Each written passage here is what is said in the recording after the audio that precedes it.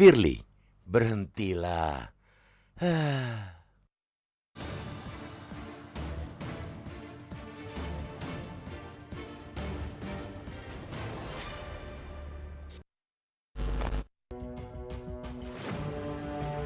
Kasus dugaan pemerasan terhadap mantan Menteri Pertanian, Mentan Syahrul Yassin Limpo atau SYL, yang melibatkan Ketua KPK Firly Bahuri memasuki babak baru.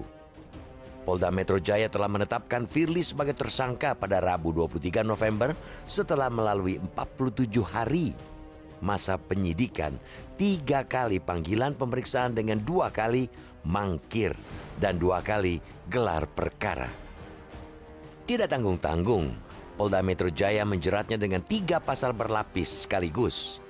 Firly dikenai pasal 12E atau pasal 12B atau pasal 11 Undang-Undang Tindak Pidana Korupsi atau Tipikor. Jenderal Polisi Purnawirawan bintang 3 itu pun terancam hukuman paling berat penjara seumur hidup. Penetapan Firly sebagai tersangka patut diapresiasi karena telah memberikan kepastian hukum sehingga kasus yang merusak nalar publik itu tidak kian berlarut-larut. Merusak nalar karena komandan lembaga anti korupsi yang semestinya memimpin agenda pemberantasan korupsi malah terbukti melakukan korupsi. Makin ironis lagi karena beberapa jam sebelumnya Firly baru saja mendapat penghargaan Anugerah Reksa Banda terkait pencegahan korupsi yang diberikan langsung oleh Menteri Keuangan Sri Mulyani. Ironi tersebut akan semakin menjadi-jadi bila dengan statusnya kini sebagai tersangka korupsi, Firly tak segera mengundurkan diri dari posisinya sebagai Ketua KPK. Ia bisa saja menyontoh pejabat negara yang lain yang enggan mundur meski sudah ditetapkan menjadi tersangka, seperti Wakil Menteri Hukum dan HAM Edward Omar Syarif Hiyariyei. Firly juga bisa berlindung di balik asas praduga tak bersalah.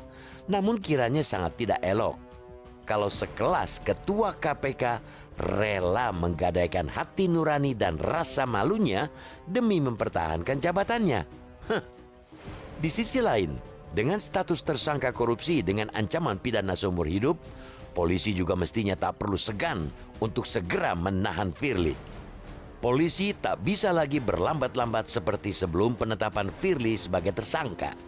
Jika polisi bergerak lambat, terus terang publik akan khawatir karena dengan kewenangan yang amat besar sebagai pimpinan KPK, Firly bisa memanfaatkannya untuk menghilangkan barang bukti. Ia juga bisa melarikan diri kapan saja. Tak cukup sampai di situ, Presiden Joko Widodo juga seharusnya tidak boleh berpangku tangan dalam kasus Firly ini. Jika Firly ngotot tidak mau mundur atau polisi tidak segera menahan Firly, Presiden punya kewenangan memecat dan memberhentikan sementara. Di Undang-Undang KPK jelas disebut, pimpinan KPK yang ditetapkan menjadi tersangka tindak pidana kejahatan diberhentikan sementara dari jabatannya. Pemberhentian itu ditetapkan dengan keputusan Presiden atau Kepres. Dengan dasar kuat itu, masa Presiden tidak berani memecat Ketua KPK. Gerak cepat Presiden Joko Widodo dan kepolisian dalam kasus Firly ini sangat dinantikan untuk mengembalikan marwah KPK sebagai lembaga pemberantasan korupsi.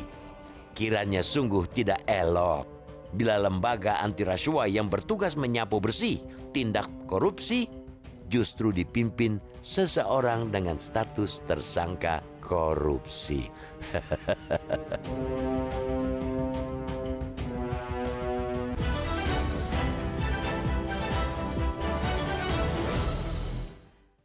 Jelajahi cara baru mendapatkan informasi. Download Metro TV Extend sekarang.